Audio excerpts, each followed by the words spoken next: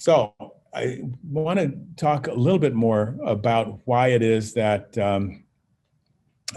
people shouldn't be doing the keto diet and doing more animals, because there's a series of articles in the Journal of American Medical Association journal talking about substitution. What would happen if you model substitution of plant protein based on a large population, plant protein for animal protein?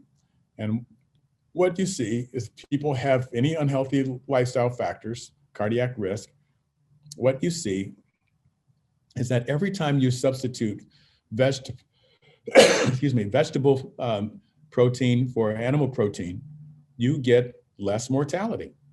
And poultry and fish were about the same, but they were better for you than dairy, which was better than red meat, which was better than eggs, which was better than processed red meat.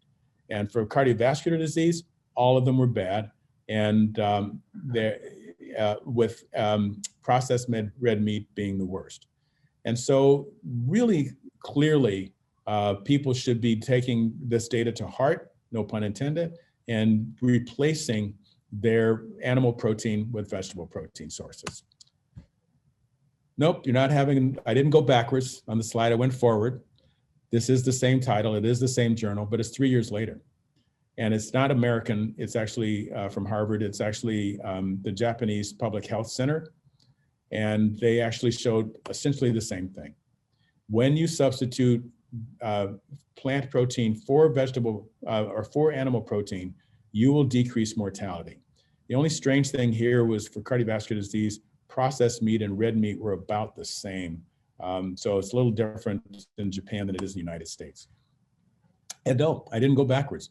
This is the same title in the same journal, published a third time, this time a year after the previous one. And this is an American database again, the National Institutes of Health AARP diet study. If any of you are in AARP and doing your food frequency questionnaires, thank you for participating. And what it showed is a different kind of design, but same design, different graphic display, tabular, showing that every time you remove 30% or 3% of your animal protein and substitute it with vegetable protein, you're going to improve your outcome. And so the red meat, it's not just cardiovascular disease and heart disease and stroke. It's respiratory diseases. I don't understand why meat eaters get more injuries and accidents. It could be hard to imagine. I'll stay out of that one. But overall, no question. Same thing true of eggs. And the article goes on and on for every subgroup. The more animal products you're eating, the more you die of a variety of diseases. So where should you get your protein? Well, it's very clear that animals are all different. So maybe people should be, if you're saying that you absolutely have to eat an animal or else, something you just can't live. I would argue the opposite, but say that that there's plenty of vegetable sources of protein, and if you are doing those vegetable sources, you will have a better outcome. Particularly vegetarians having a lower incidence of cardiovascular disease. And so fish and poultry eaters are actually not that different from meat eaters in this data set. And you saw that in the Mediterranean diet trial. Some of the larger databases argue with that. So and sometimes it's safer and sometimes it's not. But if you look only at cardiovascular disease, you do see that fish is better than red meat. But vegetarians clearly have a substantially lower cardiovascular disease incidence. Okay, so should we be doing this with tofu beef? Nah, this actually,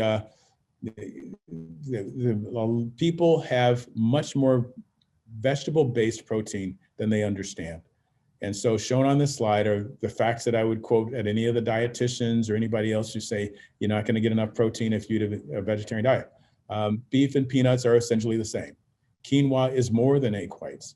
And the one that you have to be careful with if you are getting gout is soybeans and lentils and chickpeas. They have more protein than actual beef and pork and chicken.